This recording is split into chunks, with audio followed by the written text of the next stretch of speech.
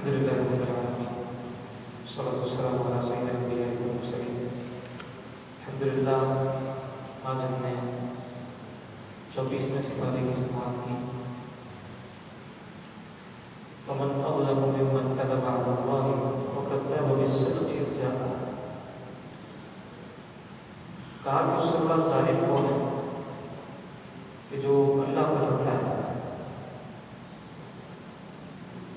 اور جب اس کے پاس سچ آ جائے تو اس سچ کی تکذیب کرے.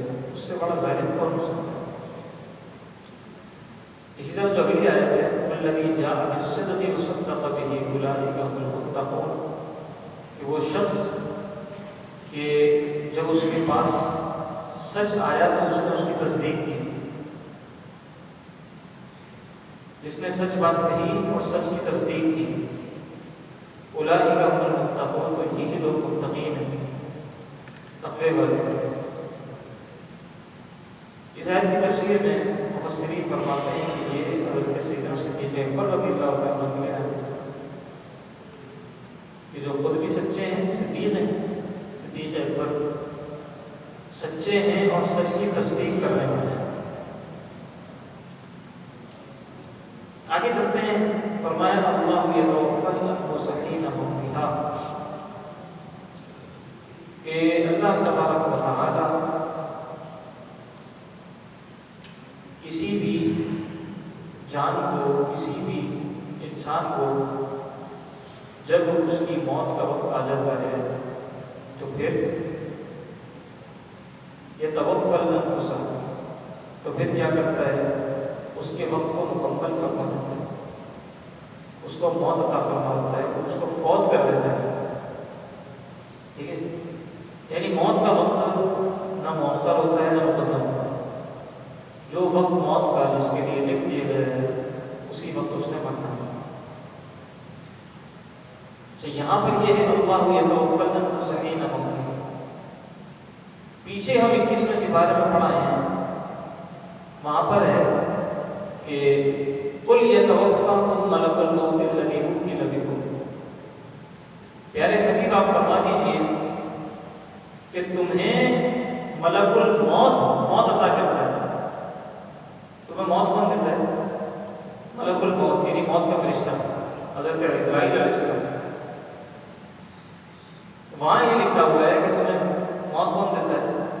موت کا فرشتہ. اور یہاں پر کیا لکھا ہوا ہے؟ تمہیں موت کون دیتا ہے؟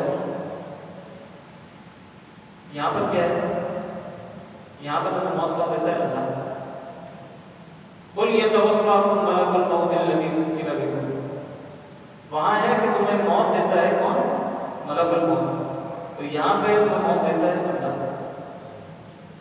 اب کیا دونوں میں فرق ہے؟ قرآن میں تضاد تو نہیں ہے. ایک جگہ تو یہ کہتی ہے کہ تمہیں موت ملک الموت دیتا ہے، ایک جگہ کہتی ہے تمہیں موت اللہ دیتا ہے. تو یہ وہی والی بات ہے، حقیقت اور مجاز کی نسبت مجازی. ملک الموت بھی اگر موت دیتا ہے تو وہ اللہ کے حکم سے دیتا ہے. حقیقتاً موت دینے والی ذات اللہ کی ہے، اور اگر ملک الموت موت دیتا ہے تو پھر وہ اللہ کی اذن سے اور اللہ کے حکم سے. تو یہ نسبت مجازی نہ قرآن کریم میں جگہ جگہ لگتا ہے. لہٰذا اگر کوئی یہ کہے کہ مجھے فلاں شخص نے کچھ عطا کیا، مجھے فلاں بزرگ نے کچھ عطا کیا، تو اس کا مقصد ہرگز یہ نہیں ہے کہ وہ اللہ کو چھوڑ کر یہ کہہ رہا ہے کہ مجھے مجھ سے ملا. بھائی اللہ نے ان کو حکم فرمایا، انہوں نے دے دیا. اللہ نے ان کو اذن عطا فرمایا، انہوں نے دے دیا. تو یہ شرک نہیں ہوتا، یہ صرف نسبت کا فرق ہے. نسبت شرک اس وقت ہو کہ جب بندہ یہ کہے کہ یہ مستقل دینے والے ہیں، انہیں اللہ سے لینے کی ضرورت نہیں. جس طرح اللہ مستقل عطا فرماتا ہے اسے کوئی نہیں دیتا، اسی طرح یہ بھی مستقل دیتے ہیں، انہیں کوئی نہیں دیتا. تب تو شرک کہ اللہ کی ذات میں کسی کو مستقل مان لیا اور اسی طرح مان لیا جس طرح اللہ عطا کر رہا ہے اسی طرح وہ بھی عطا کرتا ہے، تب شرک.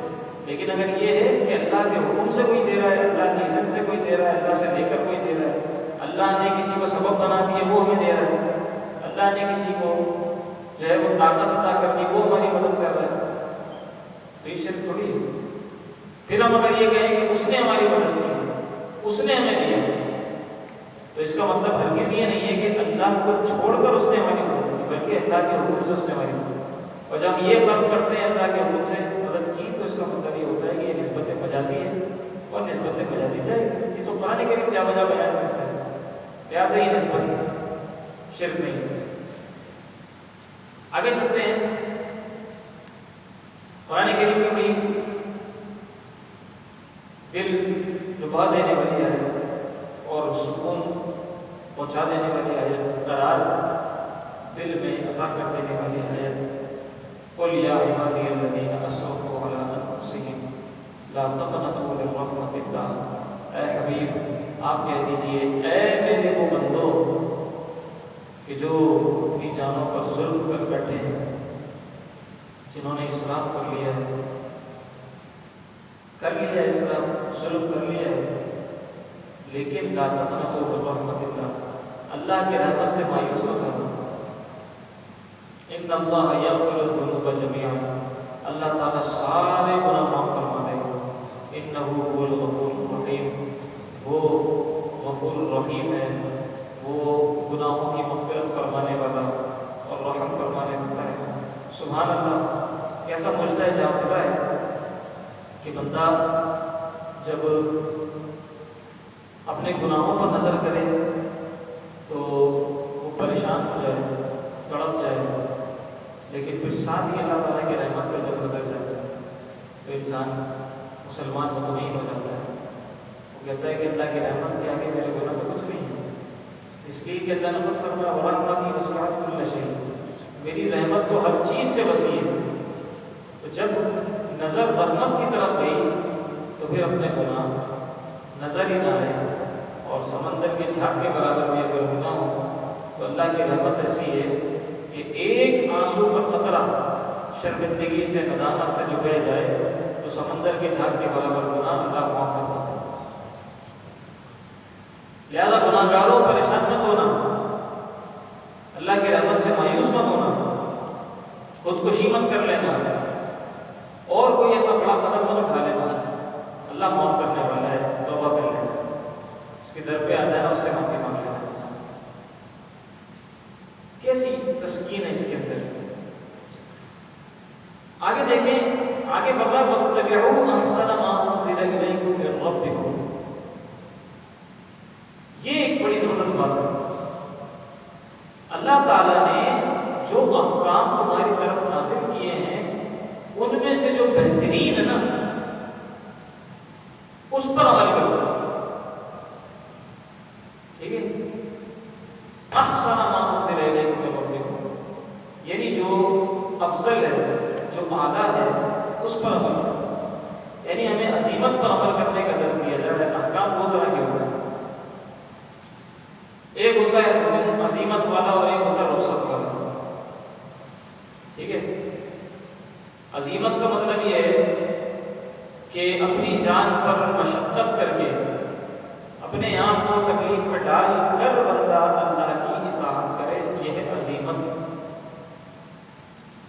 رخصت یہ ہے کہ جہاں اللہ نے رخصت دے دی ہو کہ گرفت نہیں ہوگی، تو وہاں رخصت کو اختیار کرتے ہوئے بندہ جو ہے وہ ایزی ہو جائے، ذرا سہولت میں آ جائے۔ یہ دونوں پر عمل کرنا چاہیے، ٹھیک ہے؟ بعض احکام ہوتا ہے، ہمیشہ تو نہیں ہوتا، ہر جگہ ایسا نہیں ہے، لیکن بعض جگہوں پر ایسا ہوتا ہے رخصت اور عزیمت دونوں موجود ہوتے ہیں، ٹھیک ہے؟ جیسے مثال کے طور پر روزہ ہے، سفر میں روزہ، سفر میں روزہ رکھنا بھی ٹھیک ہے اور نہ رکھنا بھی ٹھیک ہے۔ اگر کوئی مسافر ہے اسے روزہ چھوڑنے کی اجازت ہے، روزہ چھوڑنے کی اجازت ہے، لیکن رکھنا منع نہیں ہے، رکھنا منع نہیں ہے، بلکہ رکھنا بہتر ہے۔ قرآن کریم نے کیا کہا کہ اگر تم مریض ہو، وَإِن كُنتُم مَرْضَىٰ أَوْ عَلَىٰ سَفَرٍ، اگر تم بیمار ہو یا پھر تم سفر کی حالت میں ہو تو پھر کیا کرو؟ فَعِدَّةٌ مِّن صِيَامٍ، کہ تم پھر جو ہے وہ او علی سفر، اگر تم سفر کی حالت میں ہو یا تم مریض ہو تو پھر کیا کرو، روزے کو چھوڑ دو اور بعد میں پورا کر لو، ٹھیک ہے۔ لیکن پھر کہا کہ وَأَن تَصُومُوا خَيْرٌ لَكُمْ، لیکن اگر تم روزہ رکھ لو تو یہ تمہارے لیے بہتر ہے، اگر روزہ رکھ لو تو یہ تمہارے لیے بہتر ہے۔ تو حالت سفر میں روزہ چھوڑنے کی اجازت ہے، لیکن روزہ رکھنا افضل ہے۔ اب لوگ سفر میں جا رہے ہوتے ہیں، کہتے ہیں بھائی سفر میں روزہ نہیں ہے، تو یہ کس نے کہا سفر میں روزہ نہیں ہے؟ سفر میں روزہ چھوڑنے کی اجازت ہے، یہ بات ٹھیک ہے، لیکن روزہ رکھنا منع نہیں ہے، بلکہ روزہ رکھنا تو بہتر ہے، افضل ہے، اعلیٰ ہے۔ تو معلوم یہ ہوا دو طرح کے احکام ہوتے ہیں، بعض اوقات ہمیں عزیمت اور رخصت دونوں نظر آ رہی ہوتی ہے۔ عزیمت پر عمل کرنا یہ اللہ کے مقربین کا کام ہے، نیک لوگوں کا کام ہے، استقامت والوں اور ہمت والوں کا کام ہے۔ سفر میں روزہ رکھنا آسان تو نہیں ہے،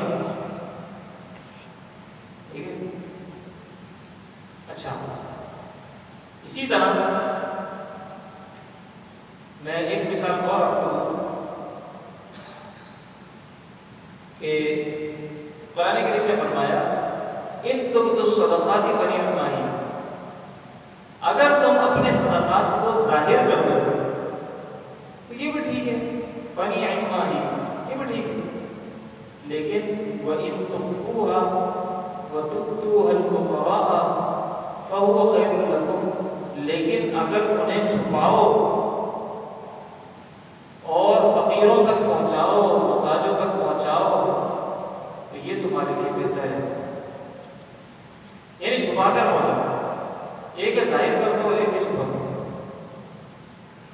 تو ظاہر کرنا بھی جائز ہے، ظاہر کرنا بھی جائز ہے، یعنی اس کو آپ بتاتے ہی سنتا ہے، ٹھیک ہے۔ اور ایک یہ کہ آپ اپنی نیکی کو اس طرح چھپا دیں کہ دائیں ہاتھ میں نیکی کی ہو تو بائیں ہاتھ کو خبر نہ ہو، تو کہا کہ یہ اچھا ہے، یہ زیادہ بہتر ہے۔ تو یہ رخصت اور عزیمت کے دو طرح کے ہمیں احکام نظر آتے ہیں، اور جہاں یہ دو الگ الگ سطحوں میں ہوں وہاں عزیمت پر عمل کرنا بہتر ہوتا ہے، اور یہ عزیمت والے لوگوں کا، بڑے لوگوں کا کام ہوتا ہے۔ آگے جہنمیوں اور جنتیوں کو جب لے کر جایا جا رہا ہوگا، جہنم والوں کو جہنم میں، جنت والوں کو جنت میں، ان کا تذکرہ ہے، وسیق الذین کفروا الی جہنم زمرا، کہ لے جایا جائے گا جہنم والوں کو جہنم کی طرف، ٹھیک ہے، ایک لشکر کی صورت میں۔ پھر کیا ہوگا؟ حتی اذا جاؤوها فتحت ابوابها، جب وہ جہنم کے پاس پہنچیں گے، جہنم کا دروازہ کھلے گا، جہنم کے دروازے کھلیں گے، فتحت ابوابها وقال لهم خزنتها، اور جہنم کا جو داروغہ ہے، جو دروازہ کھولنے والا ہے، جو دربان ہے، وہ کہے گا الم یأتکم رسول منکم، کہ تمہارے پاس رسول نہیں آئے تھے، یتلون علیکم آیات ربکم، جو تم پر تمہارے رب کی آیات تلاوت کرتے، تمہیں بتاتے، تمہیں سمجھاتے، کیا رسول تمہارے پاس نہیں آئے تھے؟ وَيُنذِرُونَكُمْ لِقَاءَ يَوْمِكُمْ هَذَا، اور تمہیں ڈراتے ہو آج کے اس دن سے۔ تمہیں آج کے بارے میں نہیں بتایا تھا کہ کیا ہوگا تمہارے ساتھ، زندگی تمہیں کیسے گزارنی ہے، تمہیں آیات نہیں پڑھ کے سنائیں گے، تمہیں بتایا نہیں تھا کچھ، تمہیں رسول نہیں آئے تھے تمہارے پاس؟ تو وہ کہیں گے قالوا بلا، ہاں ہاں آئے تھے ہمارے پاس رسول، ولکن حقت کلمۃ العذاب علی الکافرین، لیکن ان کافروں کے اوپر اب اللہ کا عذاب ثابت ہو چکا ہے، لازم ہو چکا ہے، اب ان سب باتوں کو کوئی فائدہ نہیں، پچھتانے کا کوئی فائدہ نہیں۔ پھر جو ہے وہ ان سے کہا جائے گا ادخلوا ابواب جہنم خالدین فیہا، کہ داخل ہو جاؤ جہنم کے دروازوں پر، اور اب تم ہمیشہ جہنم میں رہو۔ فبئس مثوى المتکبرین، تکبر کرنے والوں کے لیے یہ بہت برا ٹھکانہ ہے۔ اب جناب جنتیوں کا ذکر، وسیق الذین اتقوا ربهم الى الجنة زمرا، وہ لوگ کہ جو اللہ سے ڈرتے رہے انہیں جنت کی طرف لے جایا گیا، حتی اذا جاؤها، جب جنت کے دروازے پر پہنچیں گے، جب وہاں پہنچیں گے جنت پہ، وفتحت ابوابها، اور جنت کے دروازے کھلیں گے، وقال لهم خزنتها، اور داروغ جنت رضوان کہیں گے، جو جنت کے داروغ ان کا نام ہے رضوان، اور جو جہنم کے داروغ ان کا نام ہے مالک۔ تو داروغ جنت رضوان کہیں گے سلام علیکم، السلام علیکم، تم پر سلامتی ہو، خوش رہو، تم پر سلامتی ہو، تم کیا بہترین کام تم نے کیا ہے، زبردست لوگ ہو تم، شاندار لوگ ہو، ویلکم کریں گے۔ فادخلوها خالدین، آ جاؤ اور جنت میں داخل ہو جاؤ، اور اب ہمیشہ تم جنت میں ہی رہو گے۔ تو یہ ہے جنتیوں اور جہنمیوں کا ذکر، وہاں ان کی تصویر ہوگی اور ان سے کہا جائے گا کہ اب آؤ، اب ہمیشہ تم ادھر ہی رہو گے، اور وہ جو ہیں جنتی ان سے کہا جائے گا کہ تم آ جاؤ، تم ہمیشہ جنت میں رہو گے۔ آگے سورہ مومن شروع ہوتی ہے، سورہ مومن میں اللہ رب العزت کے جو حاملین عرش فرشتے ہیں ان کے بارے میں یہ مذکور ہے کہ وہ مومنوں کے لیے دعا کرتے ہیں، الذین یحملون العرش ومن حولہ، اور اللہ کے وہ فرشتے کہ جنہوں نے اللہ کا عرش اٹھایا ہوا ہے، اللہ کا عرش اٹھایا ہوا ہے، حاملین عرش کہلاتے ہیں، اور ان کے آس پاس جو فرشتے ہیں یسبحون بحمد ربہم، وہ اپنے رب کی تسبیح بیان کرتے ہیں، اور کیا کرتے ہیں،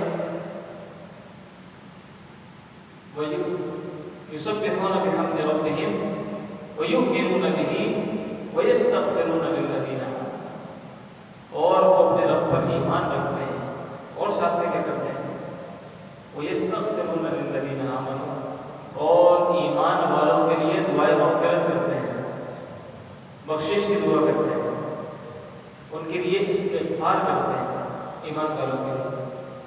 تو ایمان والوں کے لیے استغفار کہاں کہاں ہوا ہے؟ سمندر کی مچھلیاں استغفار کر رہی ہیں روزے داروں کے لیے، ایمان والوں کے لیے حاملین عرش فرشتے استغفار کر رہے ہیں، یہ تو قرآن کی آیت ہے۔ اور وہ کیا کہتے ہیں؟ وہ کہتے ہیں ربنا وسعت کل شیء رحمہ، اے ہمارے رب تو رحمت کے اعتبار سے بہت وسیع ہے، یعنی تیری رحمت بہت وسیع ہے، فاغفر للذین تابوا، جو تجھ سے توبہ کرے، جو تجھ سے معافی مانگے، توبہ کرے، اے اللہ اس کی مغفرت فرما دینا۔ یہ کون کہہ رہے ہیں؟ حاملین عرش فرشتے یہ کہہ رہے ہیں اے اللہ تیری رحمت بہت وسیع ہے، تو جو تجھ سے توبہ کرے اس کی مغفرت فرما۔ واتبعوا سبیلک وقہم عذاب الجحیم، اور اپنی طرف سے رستہ عطا فرما دے، راہ عطا فرما دے، اور انہیں جہنم کی آگ سے بچائے۔ ربنا وادخلهم جنات عدن التي وعدتهم ومن صلح من آبائهم وأزواجهم وذرياتهم إنك أنت العزيز الحكيم، اے ہمارے رب انہیں داخل فرما دے جنتوں میں جو ان کے لیے تیار ہیں، جن کا ان سے وعدہ ہے، ومن صلح من آبائهم وأزواجهم وذرياتهم، اور ان کے آباء و اجداد میں سے، ان کی بیویوں میں سے، یا ان کے اگر عورت کے لیے مانگے تو ان کے شوہروں میں سے، ازواج دونوں کے لیے استعمال ہوتا ہے، ازواج کا لفظ عربی میں زوج کا لفظ دونوں کے لیے استعمال ہوتا ہے۔ ہم تو اردو میں زوجہ کہتے ہیں، لیکن اگر اس کو زوج بولے زوج، تو زوج کا لفظ دونوں کے لیے استعمال ہوتا ہے۔ اگر مرد کے لیے بولا جائے تو بیوی مراد ہوتی ہے، بیوی کے لیے بولا جائے تو مرد تو یہاں پر جو ہے وہ کہا کہ ومن صلح من آبائی تو آسبازی کو ضروریات انہیں بھی جنت میں داخل کرتے ہیں اور ان کے آباء و اجداد میں سے اور ان کے جوڑوں میں سے یعنی بیوی یا شوہر میں سے اور ان کی اولاد میں سے جو بھی صالح ہے جو بھی نیک ہے انہیں بھی جنت میں داخل کرتے ہیں۔ یہ حاملین عرش پر سے دعا کر رہے ہیں انک انت العزیز الحکیم، بے شک تو غلبے والا ہے، حکمت والا ہے، وقیہم السیئات اور انہیں برے کاموں سے بچانا۔ یہ دعا کرنے کا فرشتہ ہے ومن تق السیئات یومئذ فقد رحمتہ، اور جنہیں بچا لیا گیا برائیوں سے گناہوں سے تو بس بے شک تو نے اس پر رحم کر دیا۔ جو برائیوں سے بچ گیا اے رب تو نے اس پر رحم کر دیا، جس کو تو نے بچا لیا اس پر تو نے گویا رحم کر دیا۔ خدا کا الفوز العظیم، اور یہ جو رحم ہے گناہوں سے بچانا ہے یہ ایک بہت بڑی کامیابی ہے، بہت بڑی کامیابی۔ مضامین بہت ہیں، سورہ مومن ہے، پھر اس کے بعد سورہ مومن کے بعد سورہ حمیم سجدہ شروع ہوتی ہے، اس کے اندر بھی بہت کثیر مضامین ہیں۔ اسی پر اختصار کرتے ہیں۔ اللہ رب العزت جو کچھ ہم نے کہا سنا اللہ اس پر عمل کرنے کی توفیق عطا فرمائے، آگے پہنچانے کی توفیق عطا فرمائے۔ حاملین عرش فرشتے جو دعائیں کر رہے ہیں جن ایمان والوں کے لیے، اللہ ان میں ہمارے ناموں کو بھی شامل فرمائے، ہمارے والدین ہمارے آباء و اجداد کے ناموں کو شامل فرمائے، ہمارے ازواج کے ناموں کو شامل فرمائے، ہماری اولاد کے ناموں کو شامل فرمائے، ہمارے بھائیوں بہنوں